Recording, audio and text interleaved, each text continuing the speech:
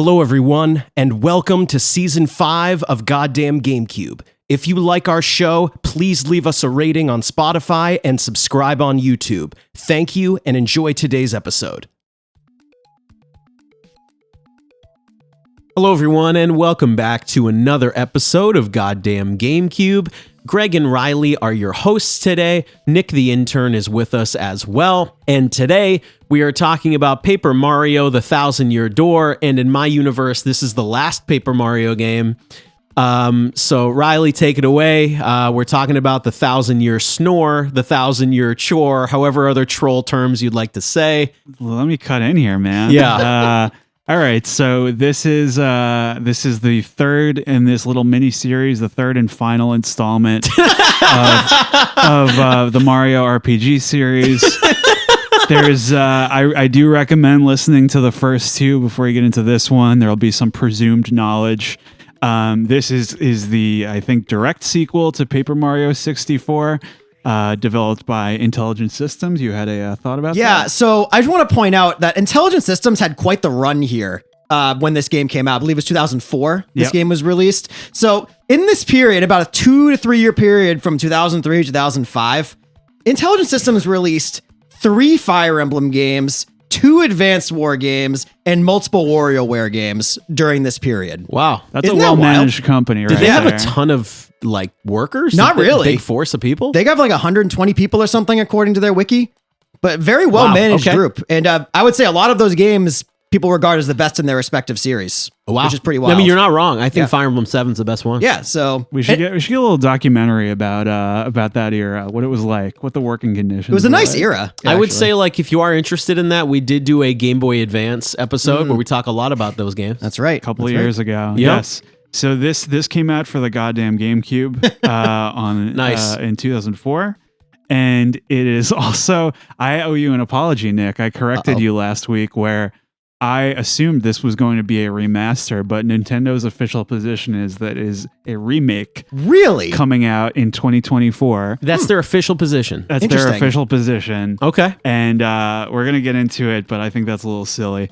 So what is would you say is the most unique or defining aspect about this game? I would say they actually have paper mechanics. Yeah. Right? Where I believe in Mario 64, you don't actually do anything as a piece of paper. It just looks like that. Right. But in this game, there's cute little paper moments with you become a paper boat and a paper airplane, and you can like Roll around. You can like roll around like a roll Like a of rolled up paper. piece of paper. And, Yeah. like squeeze through little bars Yep, and stuff. You yep. get really skinny. Yes. Yeah. So that's I guess where they kind of take more advantage of the concept a little bit, I guess. The story set up this time is that Princess Peach is abducted. Shocking. This has actually never happened before. Yeah. No, but it's not by Bowser this time. It is by some what do you call them, like Martian guys? Yeah, they're from The they're from the moon. Xnauts? They're from the moon. Yeah, Xnauts. Yeah, interesting. Fascinating. They're reminding me of Mars Attacks a little bit. But they're very silly. And her fate becomes tied to what lies behind this locked door that is 1,000 years old. It's from 1,000 years ago. Doors from 1,000 years ago. Doors from 1,000 years ago. And it is in an ancient ruin below a city called Rogueport. So the other thing is, the reason Mario is there is that Princess Peach has found a treasure map. Right. That's why Mario has gone to find this 1,000-year door, but she's abducted in the process. I believe Yeah. that is So how it she goes. clues him in. You wind up with a map, and it's your typical find the 7 thingamabobs. Yeah, find the 7 things to get to the final thing. That's Yeah, right. Yep. exactly. So like the previous episode, I thought it made more sense to talk about the aesthetic aspects first. I think the paper aspects in particular, all those assets look obviously much crisper than N64, but to the point where I thought it often looked like modern. Like it could have just come This out. is probably one of the best looking games on the GameCube, and the GameCube has a lot of good looking games. Like, when I played this game again, it's been a while since I've played it. I booted this up and I went, wow, wait, this game actually looks awesome. Wow, this is a GameCube game? It came out in 2004, but Yeah. it looks really good and holds up very well to today. Yeah, absolutely. And it's what's so cool about it is like I'm noticing this through line of as we do these episodes. Last one late in the cycle of Super Nintendo, late in the cycle of N64, late in the cycle of GameCube. So you're getting like the best that they have optimized, Can get out of it, you know, at this point, Yeah. which is cool. I did like the soundtrack a lot more in this one. You know what's funny? I don't. Really? I don't either. I actually think, okay, maybe let me pull it back a little bit. I think the soundtrack of like the open world, the towns is better in Thousand Year Door. Yeah. But the battle and the boss music is not as memorable as the N64 game. That's how I feel Maybe about that's it. why Nick, I have a bone to pick with you, actually. Me? There is no open world in this game. Oh, well, you know what I mean when you're walking around like the Oh, planes. sorry, I and actually stuff. don't. I'm kidding. Sorry, Riley, God. continue. Go ahead. You know, the thing about Greg is that he's like, you know, it's like that Trump quote where he's no. like, I didn't get better, I got worse. And every year I go on this podcast and I hope he's going to change. He's going to open his heart a little bit more, but I actually think if we listen, we're gonna get back on topic in 10 seconds. If you actually go through the grades this season, I think my average grade is higher than yours this season. yeah, I wouldn't be surprised. Yeah. Maybe Greg's well, this heart. is your nostalgia season. You're not wrong. So I did make a lot of a selections. lot of good stuff, but no, I'm not saying it's like my favorite soundtrack in the world or anything, Yeah. but I think because the stuff you're listening to the most is better, Yeah. I just felt a little more positively about it. I You're get right that. that the other themes were not quite as memorable. Yeah. But I get it though. Yeah. I think that the design, the art design of this game is probably my favorite aspect of it. It's very good. I love the design. I mean, like I said, I think it's one of the best looking games of the generation. Yeah. Yeah. Well, I mean, yeah. but like what I like about it, and I think this series is so weird because like I'm gonna agree with you that it's a trilogy because I don't really have time to fuck around with any of the other ones. But Yep. like you have Super Mario RPG, which is odd because it's a kind of a shakeup where Bowser's on your team and all this Mario stuff. Final Fantasy game. Yeah. And then Paper Mario 64 is the kind of vanilla plot, like very, very conventional. And then this one is fucking weird too. And it's so you have like it starts and ends is odd. And I like that about it. And but like I think the areas and just the concepts were a little bit more enticing to me this time around. I think I feel the opposite, but I'm curious how we're going to continue. I mean, my thought here is I think the character designs are awesome. Yeah. I love the way the partners are all designed. I think they even designed individual Koopas to Yeah. look different. Yeah. Which is really cool. Yep. I don't think 64 version didn't do a ton of that. Nope. There's a lot more variety in the amount of like animal kind of things that you see. Either it's around Rogueport or other towns. Yeah.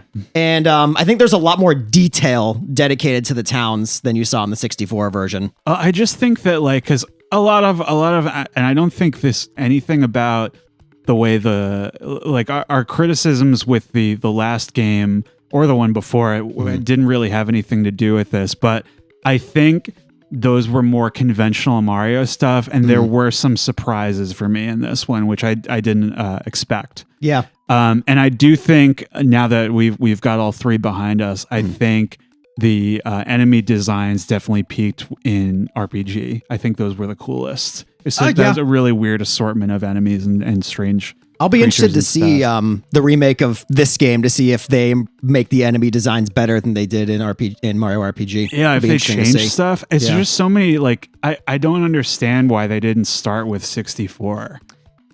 I don't know either, to be honest with you. You mean why didn't Nintendo remake 64 first? Yeah, and then everyone's No. would have been like, "Oh fuck, they're gonna do Thousand Year Door Yeah. next, right?" It's like I feel like this game held up pretty well playing it. I'm not really sure it needed it. Well, is Paper Mario on their like N64 It is. paid subscription it thing? is. Yeah. Oh, it That's is? probably It is. why. And I believe it's actually quite difficult to get a legit copy of Thousand Year Door. Yeah, it's these one of days. those GameCube games that's $100 something, You're right. $100. That's Yeah. probably why they did it, but I feel like 64 needs it more. Yeah.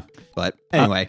I would consider this to be a more presentational aspect. I think one of the fatal flaws I had with this game is how long some of the sequences and conversations went on. People were recently dragging an old review online about this, but that derided the game for having too much text. But I actually agree with that. Like, I think like the game's charming, the jokes are charming and funny, but not like that charming where I want to sit through all that. Well, they do this thing. I was talking to you guys about this in one of our chats where this game does this thing where the characters say to you, "Hey Mario, isn't this annoying?" And when what you're doing is annoying, and there's a conversation Oh, there are two of these. They do it twice. to wake the guy up. They do it twice. Where there's a conversation where is it? What are the guys with like the Hawaiian skirts and? Oh, the Piantas? Yeah. There's the Sunshine. Do you remember this? Yeah. The Mario Sunshine guy where he has to say "I love you" to his 100 girlfriend 100 times. times, and they make you click you it do it. 100 times. They do. It was funny once. Like, but then they do it again where you have to keep jumping on someone to wake him up. And I'm like, dude, they're telling you it's annoying, but it's not fun to play, or it's not fun to keep clicking through dialogue. They do it more than once. It wasn't that many times to jump on the guy. It was It wasn't 100 times. It was like 6. But they play maybe. the same joke twice. I mean, They would play you the same call it hand twice. joke? I think so. Well, I don't know. Either way, Yeah. I think it's just in general, this is the era of we're only just now interrogating the idea that bigger is better in games. Yeah. And this is definitely like the GameCube is capable of a lot more than the N64. Everything's bigger. Sure. Everything's like, more expansive. Yeah. And occasionally to its detriment. It's just like when I am not like playing the RPG for that long, it's like I could just be watching a Let's Play. You know what I mean? So that is, I felt like I should get that criticism out of the way. It just felt like a lot of stuff kind of dragged on a lot longer. I actually quite like the writing in this game. No, Maybe the I'm in writing the minority. The but writing is great. It's Yeah. just like I felt it was understandable. interrupting the experience. Well, too I'll much. pile on that for a second. Like, we'll get there, but a majority of the Peach sections in this game are you just talking to the computer, right? That character. As a lot of it is just scrolling through her text. It's a lot. There's a lot of that for sure. Yeah. But as far as like the actual gameplay goes, you want to get into that? Sure. There's a lot of gameplay changes in this one. So I just want to kind of open up the floor about how it feels and like how you guys feel about the math this time. Sure. Like, so your party members have HP now. Yeah. And you can which also I like. you can also reverse who is in the front and who is in the back. Yeah. Like, if you want your party member to essentially tank for you, Yeah. you can. Nick, you and I always get into the math, though. Yeah. I think I like it. Yeah. There are a handful of wrinkles where I'm not sure if I love it. Yeah. Where what's the wrinkle where like only the party member you have out heals when you find a heart, right? Yeah, that's kind of weird. It's right? annoying. It's a little strange. Yep. But I mean, I think the math for this game, I think it works better than the N64 one. Yeah. A lot more you can do. The party members have HP. I mean, I think it works a lot better, my opinion, but Yeah, I also think like some of the badges are rebalanced. You can have badges that only affect your party members and not you. yeah, I mean, if we're going to get into badges, the badge system is, I believe it's overhauled to the better. Do you think there should have been badge points for your partner in Mario, like separated? I mean, they would have had to probably have a level up system for your partner.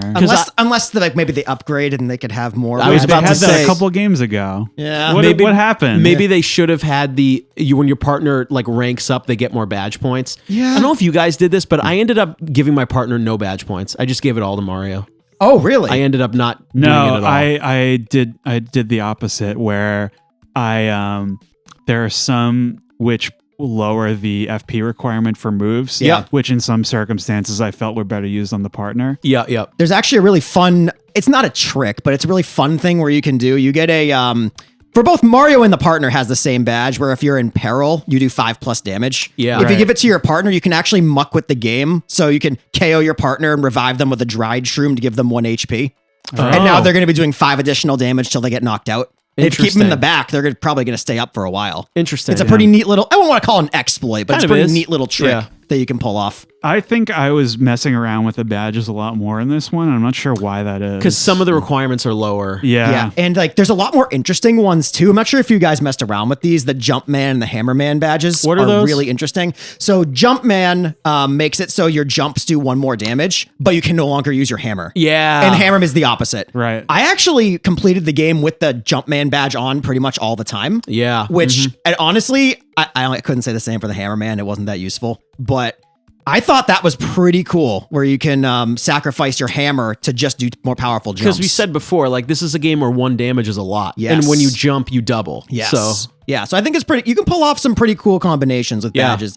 And the badge point limit is higher than in the 64 game. yeah, what's the limit in this I one? think it's either 50 or 60. It's Really? pretty high. I believe it's 50. I could be I wrong. think the but- caps go over 50 for HP and FP too. Yeah, so maybe it is 60, but you can put on a lot more badges. I know our complaint with 64 is that with only 30 badge points, you're probably just putting on some passive badges and calling it a day.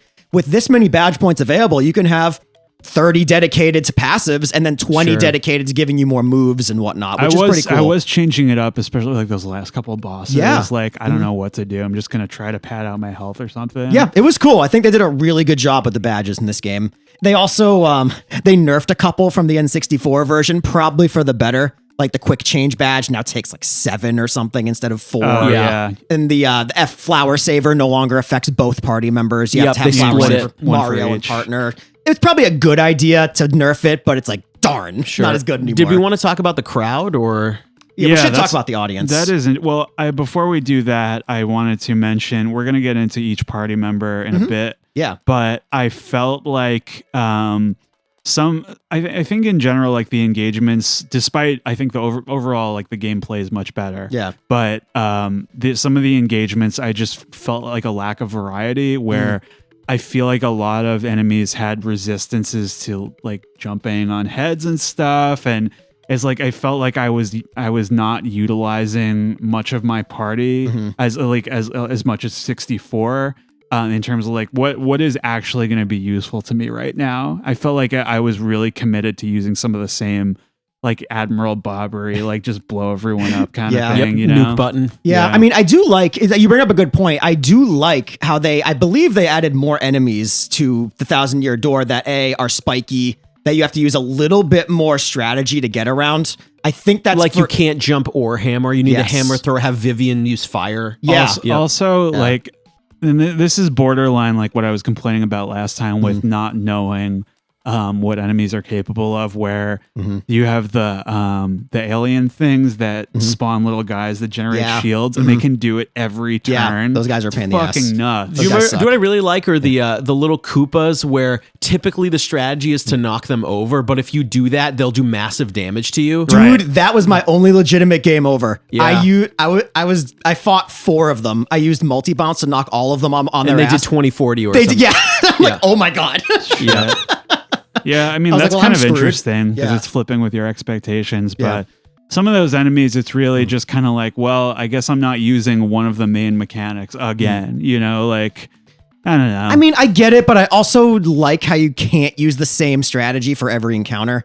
Like, No, like when I was absolutely, doing my but- Jumpman strategy, I had to make sure I had the spike shield badge on because otherwise I couldn't do anything. But like if Yeah. you're Mario, Yeah. and this is something that was in RPG, I feel like Mario, even then I felt like he was one of the least useful party members. But in that one, he could do like the fireball Yeah. stuff, and he can really only jump and hammer. And if you go with one of those options where all he can do is like, it's Yeah. boring, man. Like I get it. It does make the party members feel better though, because Yeah. now they have an actual use. Or they can contrast you. Yeah, which I think is pretty nice. yeah, I don't know. It has its pros and cons. I think it's overall an improvement though. I think I would just the agree. party member having HP is an improvement. I agree. Yeah. Because I when they get agree. knocked over, they're not out for turns. It's Yeah. actually like an HP beater. Yeah, Yeah. I agree.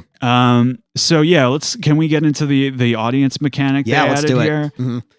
It's interesting, right? Like it's something that I struggle with a little bit because I think overall the audience mechanic is cool, but it does add an element of randomness to every encounter that could go very badly for you if you get screwed over. For the most part, I like it, but Yeah. you can get screwed by it. Yeah, I like how the better you do, the more people watch you, and the Yeah. faster your summoning meter fills. I don't love the stage hazards. I don't like when they can throw stuff at you. It's just sure you have the ability to essentially press a button to get them out of there, right? Kick 'em out of the to room. eject them from the crowd. Yeah. But I don't love how like some of them are devastating. You get frozen. Those are things will tough. fall on you. Yeah. You know what I found was interesting Yeah. too? You can kind of tell when you're going to make some of them happen because using Quake Hammer, for instance, something's probably going to fall on your head or the stage is going to fall on you after you use it.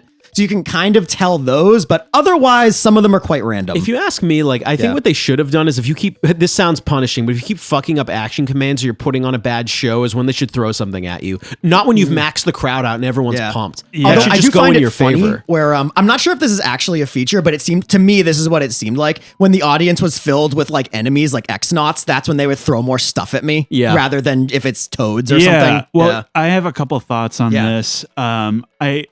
I generally think it's cool and interesting, and it kind of calls into question like how real is this? Yeah, I know, right? Like, it's just a show. What's going on here? What's happening here? But I think it's a bit of a hat on a hat with respect to the star meter from the last one. Where it was pretty much fine, you know, like this is definitely it's another layer, another mechanic.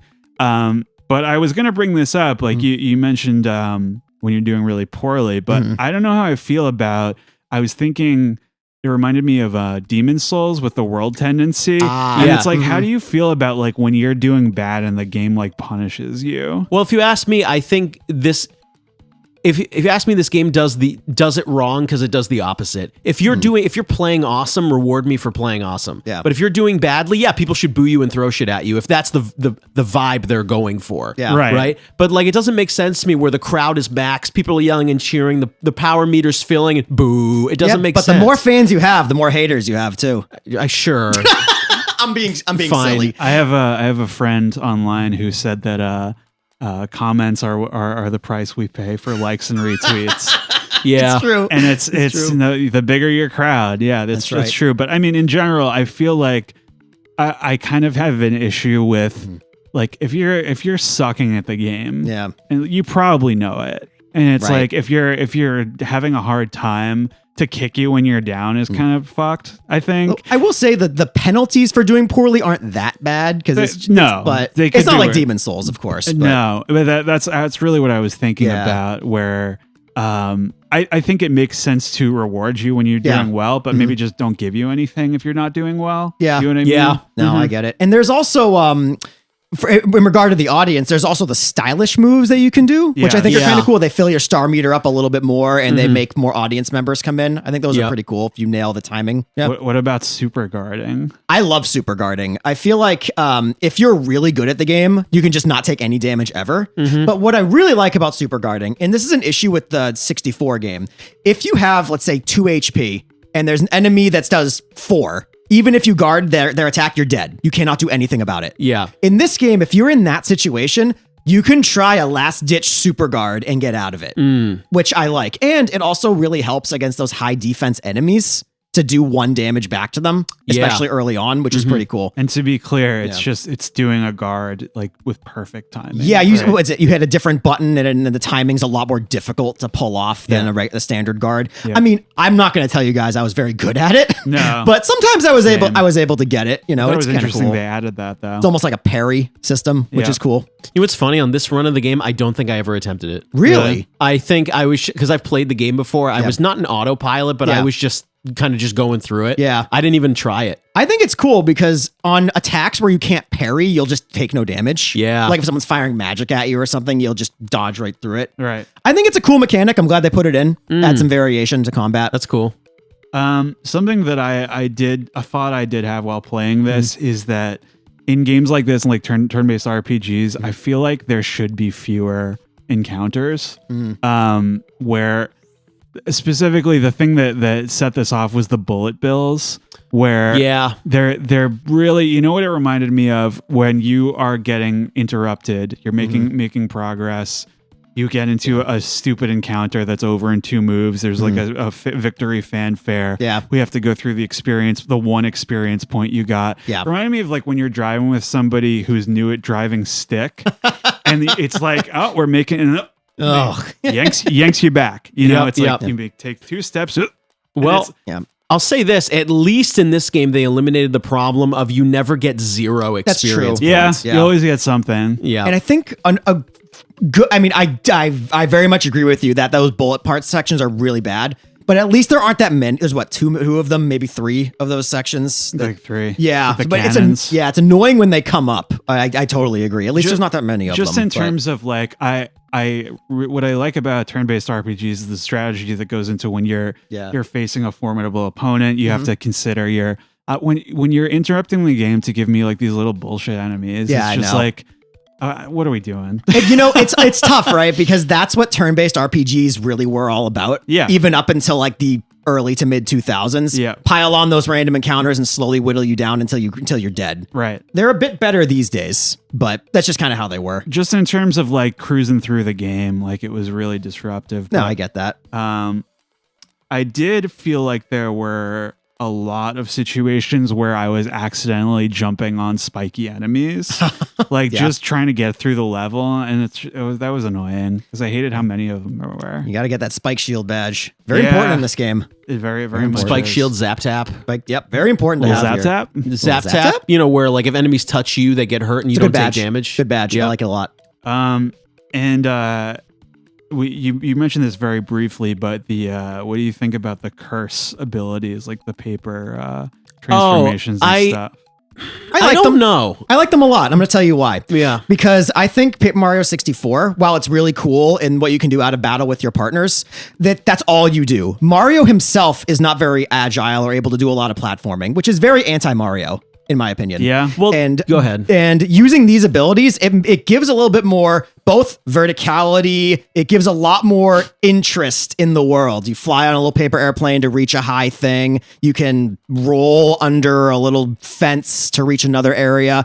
It gives a lot more opportunity to hide star pieces or other secret things in other areas. And I think that's very cool. Let me ask you this. Like, I don't think you're wrong, but do you think it takes away from party member usage? No, because they gave the paper abilities are so different that I think you can have both. For example, a paper boat, because there's no sushi. Yes. You're now paper boat. Yeah, so actually what I think is good about that is you don't have to waste a party member's ability on it because Mario can just do it. It opens up a party member to do something else, which I think is a good thing. But I think in this game, there's less of your party members doing stuff outside of combat.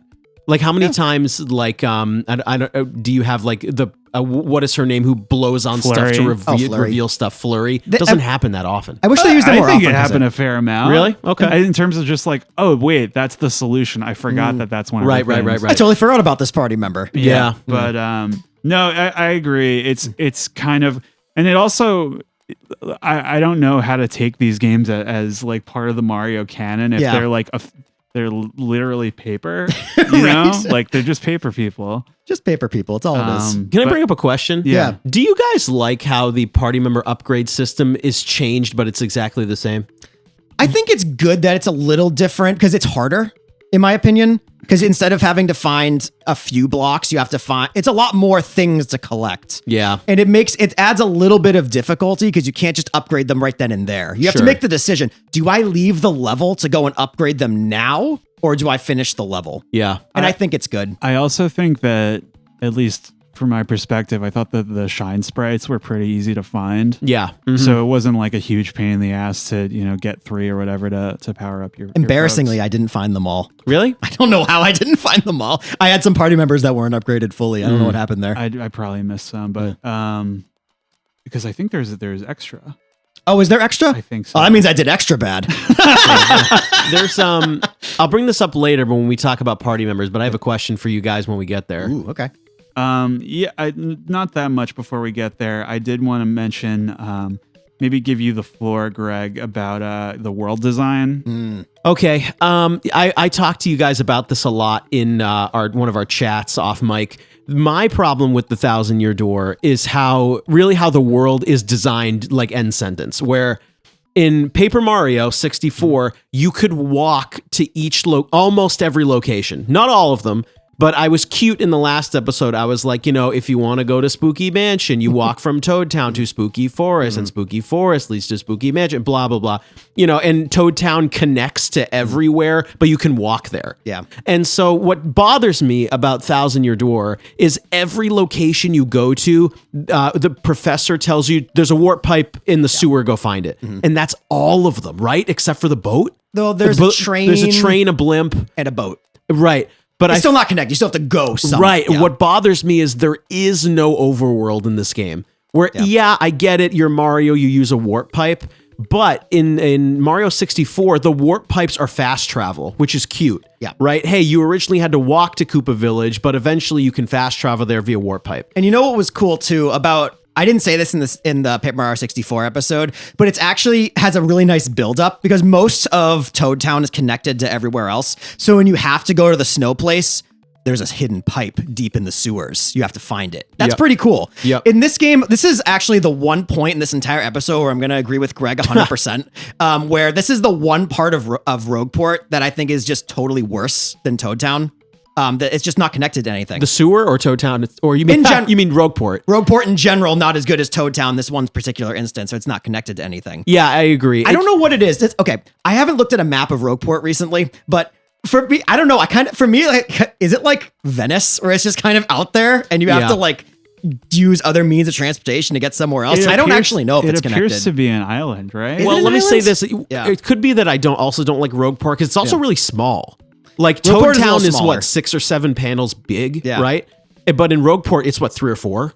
I would argue that Rogueport makes more use of its space than Toad Town does. In Toad Town, the first couple like areas are just useless after a certain point.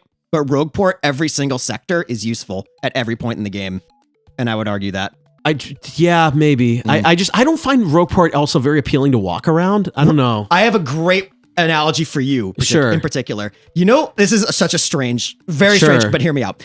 Rogueport and Toad Town are just like the 2 starting towns in Divinity Original Sin and Original Sin 2. Okay. Where Original Sin 1, you have Cyseal, which is it's upbeat, it's friendly. Yeah. The Toads in Toad Town are very nice to you. Yeah. In Original Sin 2, you get the polar opposite with Fort Joy, where nobody is nice to you. Right. Rogueport, Mario gets jumped 5 minutes into the game. Yeah, that's true.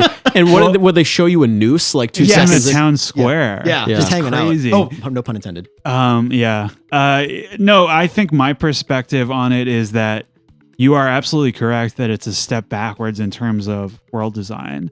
It feels a little cheap to me. A little, but the thing I find the setting very appealing.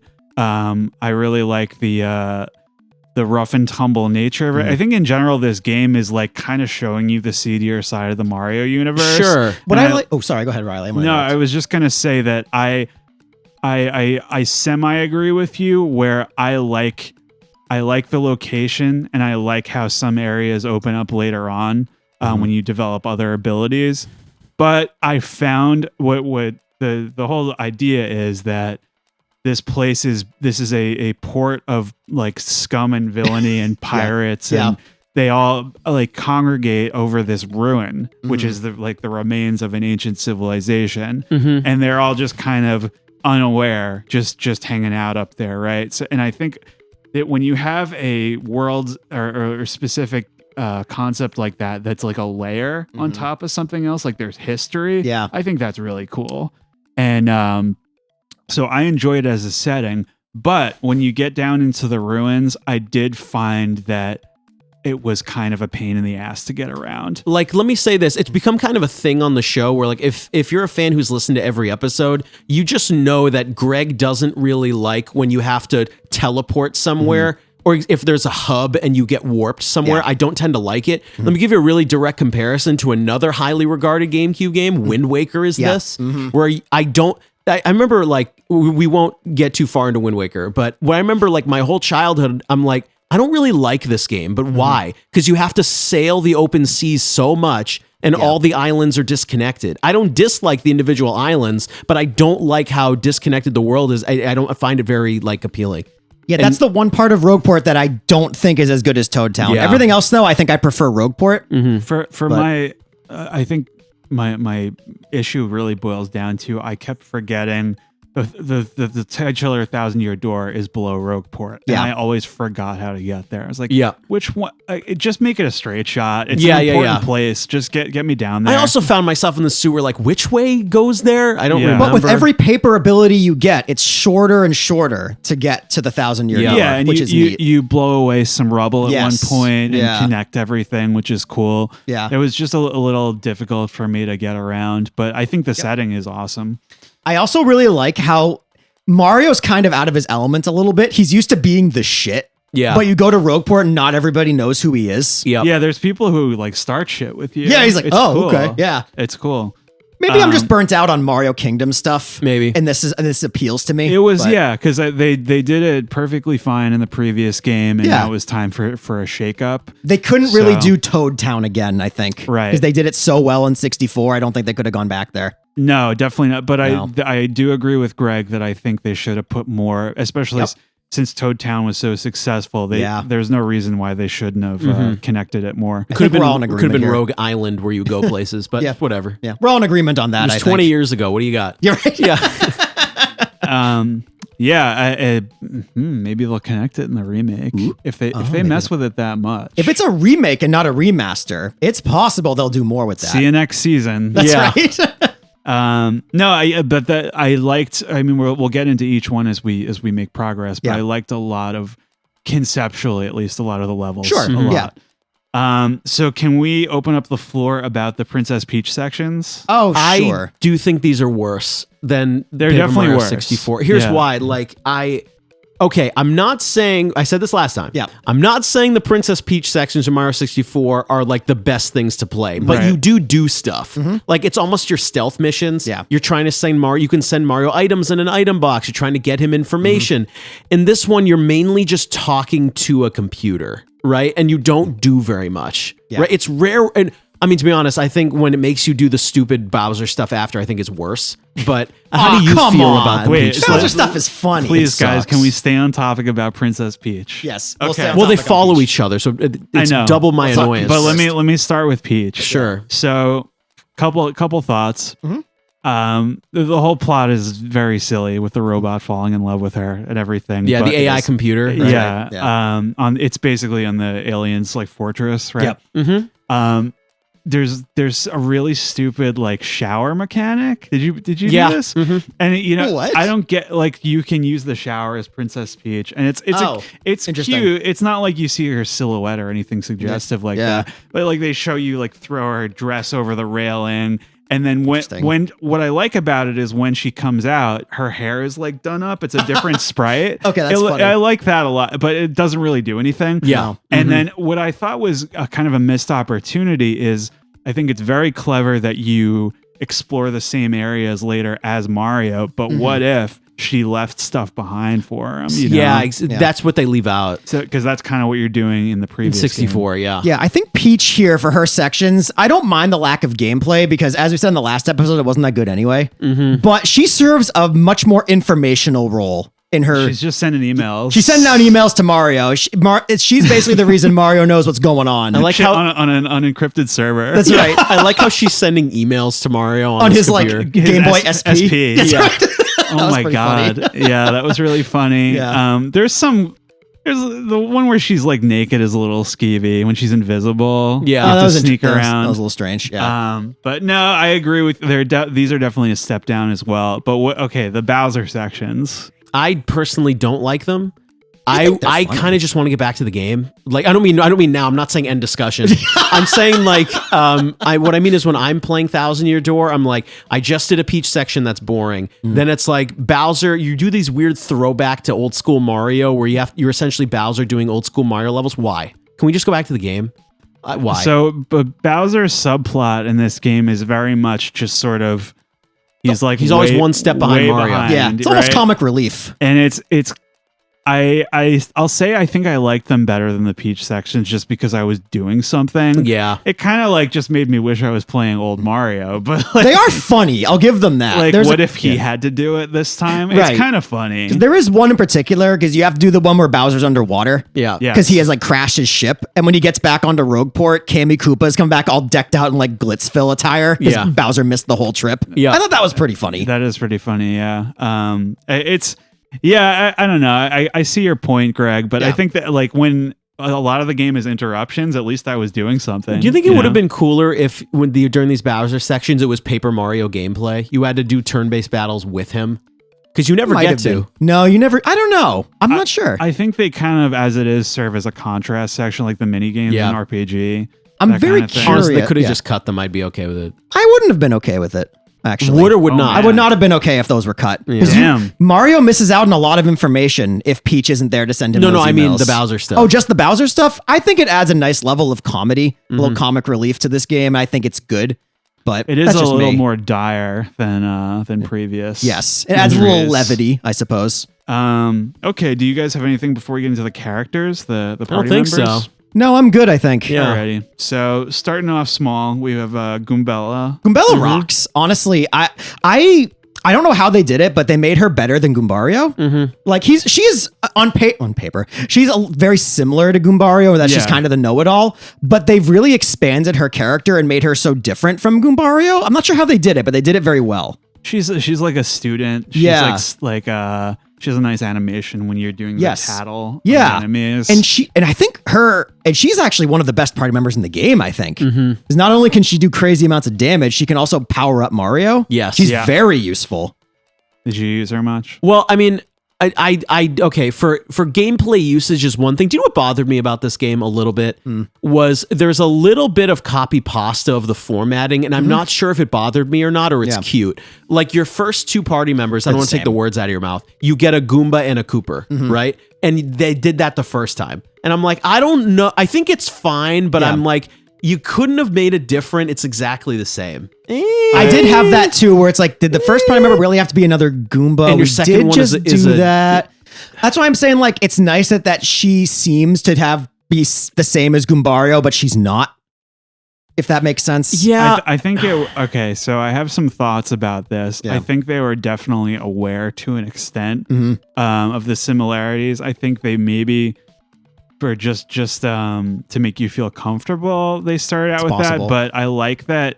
Number one, she's obviously a very different character. Mhm. But number two, I like that Koops in this game. Mhm. He is really like he doesn't have his shit together. No, like no. he never did. Like he No. has the Band-Aid on his nose. Yeah. He has one eye that's kind of like Mhm. fucked up. And I like that he's kind of the more, rough around the edges version of that character. Yeah.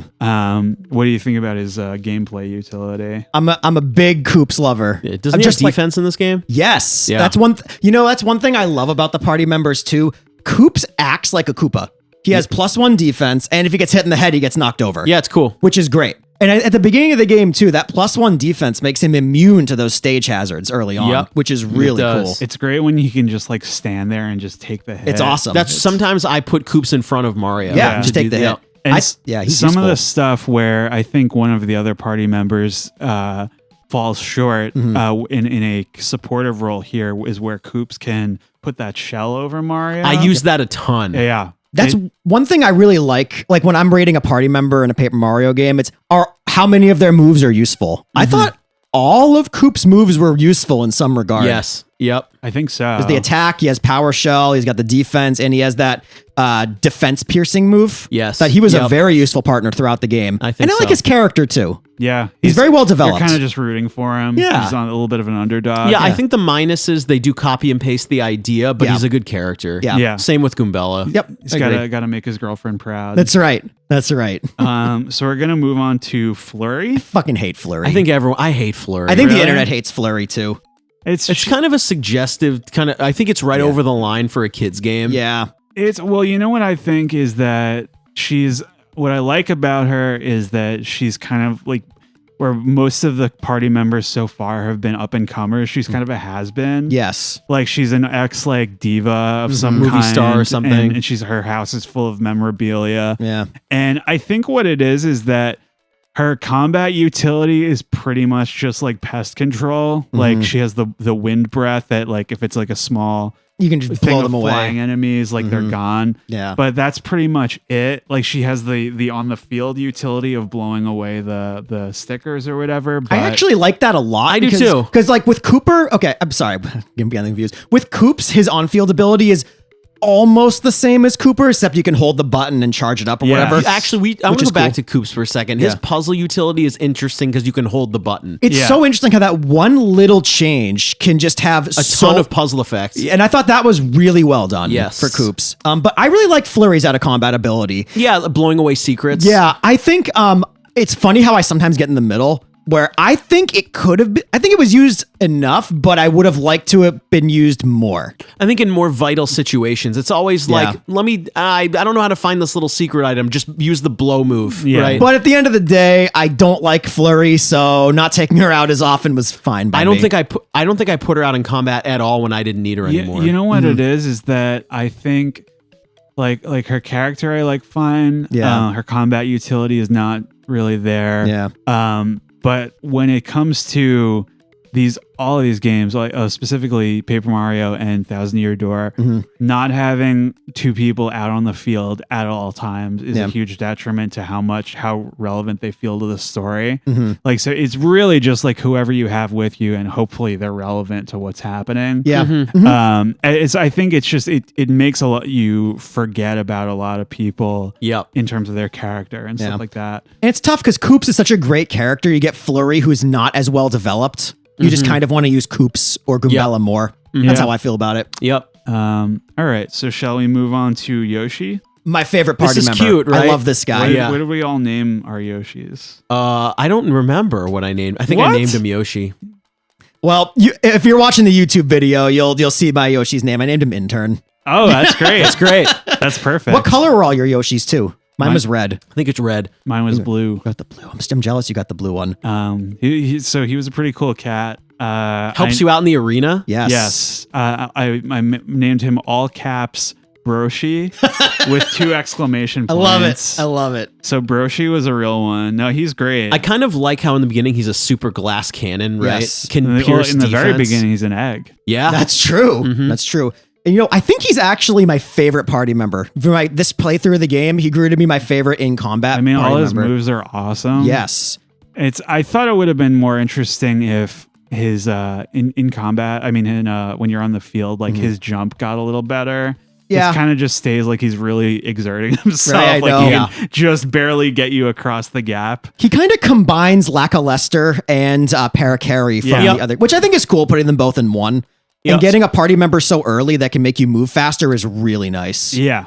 Also, there's one thing about this guy too. I think it's a glitch, but he has one move that's like the Stampede move. The move's text says hits all ground enemies. It hits every enemy on the field. Interesting. I don't know if it's supposed to hit all ground or if it's a typo and it's supposed to hit all. Maybe it's I don't not the know. ceiling. Yeah, I don't know, but it hits every enemy on the field and it's great. He has cool moves. Yeah, he's my favorite party member. I thought he was the best combat party member in the whole game.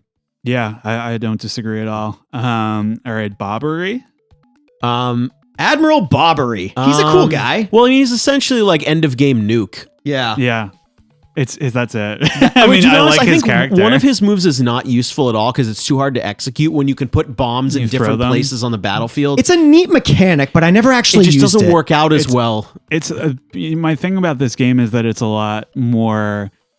It feels a lot more moment to moment, where it's like I don't know how good of an investment that's going to be. Yeah, you know what I mean. Mm-hmm.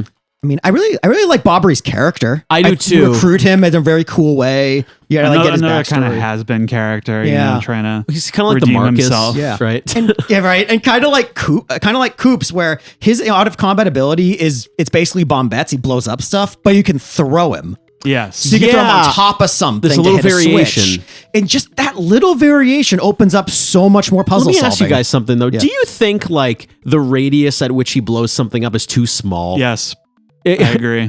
You had to be so precise. Because I was like, I kept throwing, I'm like, there's a crack there. I think Should have been I'm able to supposed hit it. to throw him. It's too precise. He's old. Give him a break. Yeah, that's true. Whenever he blows up, he kind of just like faints a little bit. Do you guys notice that he like just falls over for a quick I also second? kind of like he has giant HP. He's like your tank, right? Yeah. I like him a lot. He's a good guy. And I like his design too. He's got like the ship wheel on the back of him. I think it's big cool. chops. Yeah. Big mutton chops. I like him. Good guy. All right. We're going to get into Vivian here. Vivian makes me so sad, man. Why? Vivian was my favorite party member when we were kids. Yeah. She's awful. I very much dislike I think Vivian. what happened was they nerfed her ability to hide you. Yeah. So it's not as cool. Okay, here's what I'm going to say. Story is cool because you recruit a villain, which is cool. Or kind of. Yeah, she's kind of. You recruit do someone, fight her. You do fight her, and you recruit her. That's cool. And her doing the fire snap looks cool. It does. Yeah. I mean, okay, I think it's cool how she can hit enemies no matter where they are on the field, but they nerfed the hide ability where it's not as useful anymore. You know what's cool. Then again, you can do this in both games, but she can hide you from hazards in out in the world. Yeah. That's actually the one the one thing that that's the one copy pasta they did almost exactly. Yeah. It's not any different than Bo's out of sight ability, out of combat. That's true. It's the exact same thing. Yeah. So I'm like, I don't know. But you know what they kind of did? They really did Vivian dirty with her defense piercing move. So her fiery jinx is a fire-based attack, right? What do all high defense enemies have in common? Fire defense? Yeah. Yeah. So they become immune to it anyway. Yeah. So they're like, they kind of did her dirty there. Do you guys know about this like deleted subplot No. What deleted where subplot? this is the case in the Japanese and I believe European versions, but there's a deleted subplot where they reveal this character is transgender. Oh, And they interesting. when of course 2004 in North America, a little ahead of its time. So that was erased. That whole like any mention Wait, of that. is it in other versions of the game? Yes. I am surprised it's in the Japanese versions of the game because they are not progressive in terms of that kind of stuff, especially even now. It's pretty interesting. Yeah. But Curious if they'll bring it back in the remake. that's a good question. Yeah, I wonder if they will. curious. No, I liked her character. I like Yes. especially I think it's really cool whenever a game does that where you are fighting a character and then they join your team. You recruit a villain. Yeah. And I liked the way they portray how she's like basically a ghost of some kind, and she traipses along the ground with a trail. Even if you jump up, It's she's like, really yeah, long. yeah. I thought that was really That's cool. really cool. Great And design. I thought all her moves were really cool, but I was texting you guys this yesterday or the day before, like, what is the point of having her hide you if the enemy can attack If again? it eats an extra turn. Yeah. I mean, they had to nerf Out of Sight from 64, 'Cause it was too right? good. It was too good. They had to nerf it. But Can I give you an interesting idea I had at like 4 a.m? Yeah. I was so glad you brought that up. It's very specific. yeah. What if you had badges in this game that affected party moves? Example, what if Out of Sight doesn't eat a turn if you have quick change? That'd be If you kinda cool. commit BP to it, it will Yeah. not eat a turn. Yeah. But that would be interesting if you had badges be. that affected Yeah. abilities. Yeah. I think that would be interesting. a better use of them than a lot of them that were in I there. think so. Yeah, I agree. Is character specific or otherwise, you know? Yeah. Unfortunately, like, man, I wish Vivian was better because her character is great, her design is great, but in combat, she's not that useful. No. If they're remaking this, I think that's a great suggestion from you. Yeah, have badges affect abilities. Yeah. And so I actually missed out on this character completely, the Ms. I was Mouse. wondering if you guys were going to bring up Miss Mouse. I got her. I never used her. She's horrendous. Yeah. She's Really? awful. She is. Oh, God. God, she's a horrendous party You know member. what I did though? Yeah. I used her in every area of the game to find secrets. Yes, you can use her. She kind of acts like Watt in that regard, where Yes. she can find secrets. Oh, okay. But man, in combat, she's rough. Yeah. she's not good. What are her moves like? So it's really funny how in 64, Watt could pierce defense and she was awesome. In this game, she can pierce defense and she's terrible. Really? Her first move is she can pierce defense, but you can't hit anybody like Has to be on the ground ceiling. level. Has to be on the ground. If they have a spike or a flame, you can't do anything. Her only other useful move is Kiss Thief, where if an enemy has an item or a badge, you can steal it. Interesting. Which is kind of cool. Okay. But it makes contact with the enemy. So if they're spiky or on fire, you can't steal it anywhere. What the So the fuck's utility's point of that? low. Yeah, so I got her just for the heck of it. I wanted to try her out, but so she's not good. She appears as a character earlier in the game. Was she in the other one too? I don't think No. so. There were mice. She appears earlier in this game anyway. Yes. And I didn't realize there was like a sub quest where you can. She's Yeah. essentially like the Catwoman of this game. Pretty yeah. much. How, Yeah. how do you find her? It's just on the board. Yeah. Oh, really? She has like you have to find a badge for her. We or didn't something. mention that there's the side quests are all on a bulletin board. Yeah. They're not my Road for it. favorite. It's inconsequential. We're gonna talk about another game where they're not where their side quests are very in your face and they're very bad. Yeah. In this game, the side quests are very much nothing, but at least they're out of the way. You don't really Yeah. have to do anything. Right. Yeah. I think it's interesting there is a secret character in this game, which is her. Yes. Yeah. And when we were kids, I don't think we found her. We must have. I don't know. We've 100% of that I shit. don't remember ever using her at all. playing this game. I still haven't. Yeah, I was gonna say no. Yeah. She's. I like her character. I think she's a cool addition to the early chapters of the game. But in combat, as a party member, she's not very good. Yep. Got it. Okay, so that's all the party members. I Yeah. wanted to mention something very briefly. While we're on characters in general, Luigi is in this game. Yes. And I think this is hysterical. As much as I hate that they're making another joke at his expense, this whole thing where he is on his own completely separate journey, and Yep. he's like, he has his own party members and Yeah. stuff, and it's everything he's saying just sounds like bullshit. And it's like, I need to go to the Cake Kingdom and rescue Princess Eclair. That's right. And all of his party members are like talking shit about He's him like, yeah, behind his he back. is full of shit. Like you have no idea how barely we made it out of there, right? And it's something about it was really like, because you've expressed a couple areas where there was room for improvement or iteration. Yeah. And I feel like when I was playing this game, I'm like, how can they really do another one after this? You Yeah. know, like where else can you go? And it's like, it reminded me a lot of, have you guys seen the recent 21 Jump Street movies? Yeah, I've seen those. So the 22 Jump Yep. Street, at the end, they go through all the different Yes. like ideas for sequels Yes. that there ever possibly could be. Yep. And that's what I felt like they were doing here with like, we could really, if you wanted, we could make Luigi's Cake Adventure like easy. Like tomorrow. It's Right. almost like the FromSoft Mad Lib thing that we talk about a Yes. lot. Right. And I thought it was kind of funny that they were acknowledging that, and you know, it's like, it's easy for us, you know, we can do whatever. But I thought that was very fun. Did you guys have any non-party member character highlights or lowlights? I like Coops' dad. I think he's funny. Yeah, he's great. That's a great question. Oh, you know what? I will say, I think what this game does very well that the 64 game didn't do, because Bowser was the main villain. They do a good job with introducing some villains that last through the entire game that aren't the big bad. Right. Like they have The Shadow Siren. the Sirens, the Beldum and the Shadow Sirens. They have a Grotus, who are these villains behind the scenes the whole Yep. game. I think they do very well in terms of villains and characters in that regard. Yeah, I mean, I don't want to spoil one of my favorites. Ooh, 'cause we'll it's a wait. part of the story. Yeah, we'll Okay. wait. We'll wait. Yeah. Yeah. All right. Well, if that's the case, then we should get into the story. There's Yeah, one let's do part it. of gameplay actually that we didn't bring up, and I shoot. think we should. The upgrades to your boots and hammer give you new abilities in combat. Damn it! I'm so glad you brought that up, because what was my problem with Mario 64, where all your badges, a lot of your badges are tied to abilities, but now some of your abilities are tied to equipment. Yeah. and I like it better. I do too. I mean, I wouldn't say the moves are as useful as badge moves, but at least there's something. Yep. So if you want to dedicate Spin badges to jump and all that passive, shit, you still have yeah. abilities. Yeah, which is kind of cool. I do like it. Yeah, sorry, I wanted to bring that up before we got into the story. And now you've brought something to my mind as well. I wanted to bring up is, did you guys do the with the 100 trials or whatever? Oh, the I Pit of 100 always do trials. up to 50 because you get the double inventory. Oh, Yes, okay. That's Yep. it. Yep. I think I heard you get some good badges from that too. Yeah. do. I If messed you- around with it a little bit, not too much. if you can get pretty far down early in the game, you can get some nice loots. Yep. Yeah. And then escape if you can. Yep. It's if you're playing this on an actual GameCube, it's a little it's challenging. You have to beat 100 floors ish of, maybe it's 90, but of enemies, and if you die, you have to start at the very beginning. Kind of a jeez. cool way to do like a secret area. Yeah. And I think the lore behind it is really cool. I don't know if you guys looked into that at all. No. It's basically where the demon living underneath Rogueport threw away people they didn't like. Oh, shit. They went into the pit of 100 trials. That's Kind of pretty cool. Yeah, this is a Interesting. Mario game for kids, guys. Yeah.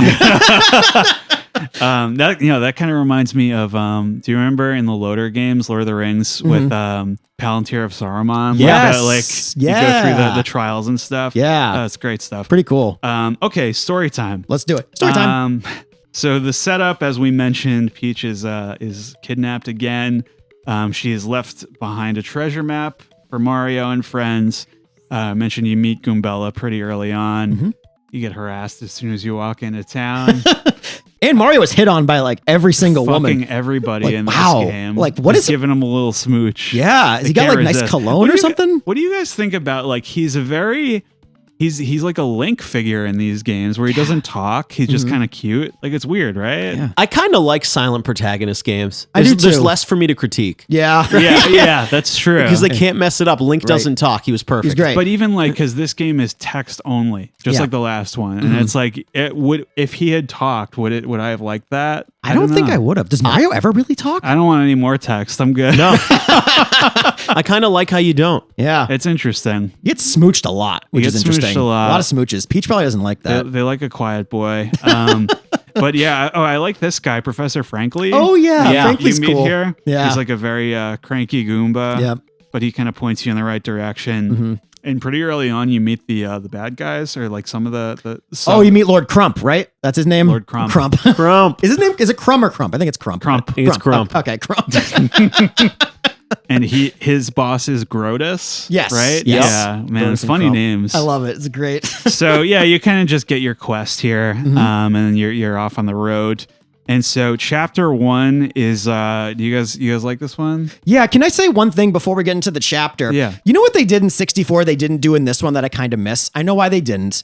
They don't have the silhouette when you start a chapter in Thousand Year Door. Remember in 64 they did a silhouette of Mario facing off against the chapter boss? Oh, yeah. This game they don't do that. I kind of miss it. I didn't even notice that. I know. I get why they didn't, because it's a little spoilery. They probably took it away, but I kind of missed it. And they don't do the projector thing in this one, which was that's cool right. about the last one. Yeah. So sorry, I wanted to get that out of the way. But No, that's a good point. I like chapter 1 a lot. I think it's a good introduction, and I really like the way they handled Hooktail.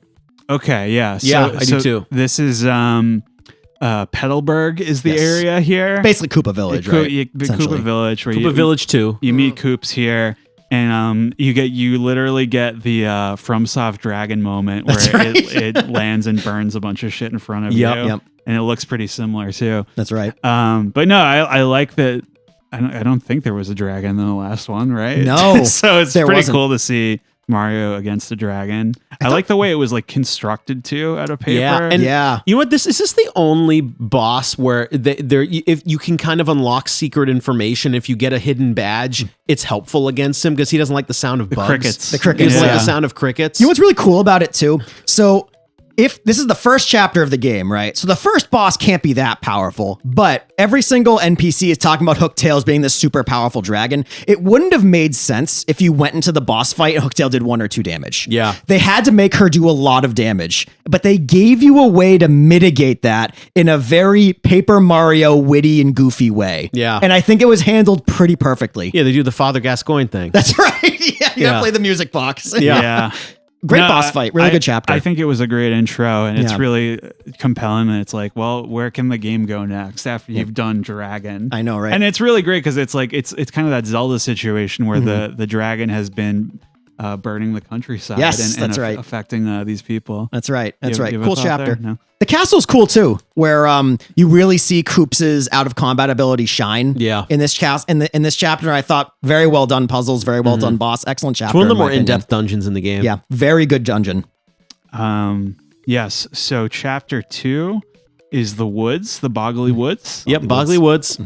So I think the prevailing thing for me about this chapter is how cool it looks, because it's I feel like when it comes to Mario especially, I feel like I've seen kind of like what it looks like, and this was the first thing that was like, oh, it basically looks kind of like a photo negative. Yeah, Yeah. That's Look, what I was thinking. It's like the photo negative Deku tree. Yeah, exactly. Yeah, pretty much. Yeah. Yeah. And I'm like, man, this looks like fucking awesome, and it just made it. That simple thing made it way more engaging to me than just another forest level. Yep, You know?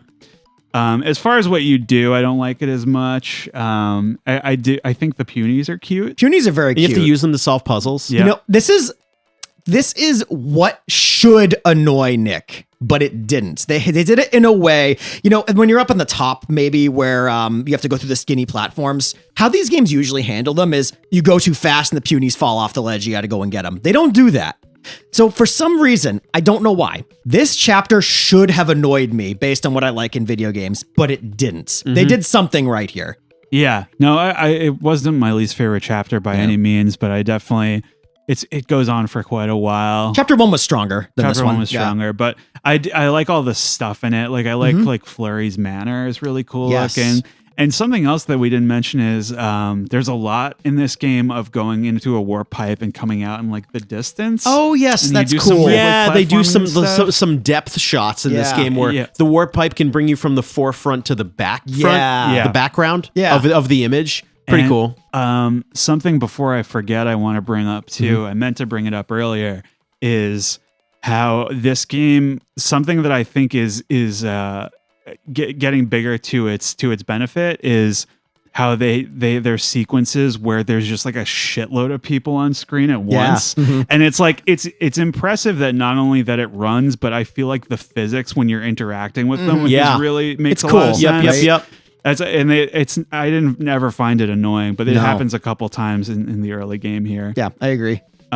So chapter 3, maybe my favorite. Chapter 3 is great. This is Glitzville, right? Yes. Chapter 3 is awesome. I think this is the big chapter in this game. It's a great before chapter. I replayed this, Yeah. this is the chapter I remember as a kid. Right. Was this. And it's what I like about it is so the guys from Super Mario Sunshine are in this game, and they're like gangsters. That's They're right. like running Rogueport. They're Mario essentially like joins a crime running an syndicate. illegal like fighting club, right? Yeah. Yeah, so you have to get there via the Don. Oh, You gotta yes, do, the you gotta do Don. some favors for him. Don and his, Pianta? Yeah. So there's daughter. one part of this I don't like. Yeah. What's that? There's more copy pasta. Yes. You have to buy items at the store in a certain order, which is the passcode to talk to Don Pinata or whatever, It right? happens twice, right? Does it happen twice? In the this game? In this game. Yeah. It does? I think it's once. Whatever it is is, they it- still do it again. You do have to pay. You have to pay a guy for information who tells you what to buy. I believe that's Yeah, how that which, works. The problem Yeah. is that it's running together with the last one, so I'm not sure if it's in that one, but it happens at least twice in this series. Because I was Yeah. like, It oh, did they happen in 64. Yeah, did yeah. that not my again. favorite. But I thought about that too. I'm like, really? Yeah. I thought maybe you'd have to use the Pianta parlor. It's with the secret mole guy in the desert in 64. Yeah. yes. Malsafa. Yep. Yeah, so it's you're correct. It's just kind of like, I did this already. Yeah. Mhm. But no, so he gets you there on a blimp, which I love blimps. Always glad to see those Love guys. blimps. Yep. But Glitzville is this place, and it's basically like the arena from Elder Oblivion? Scrolls Oblivion. Yes. Mhm. Welcome to the arena. And I thought it was really interesting that the way that because it's kind of like I do feel a little bit of apprehension when it's like, all right, another chapter, like how's this one going to play out? And it's interesting that this one is like pretty much all in one setting. Yes. And it's just fights.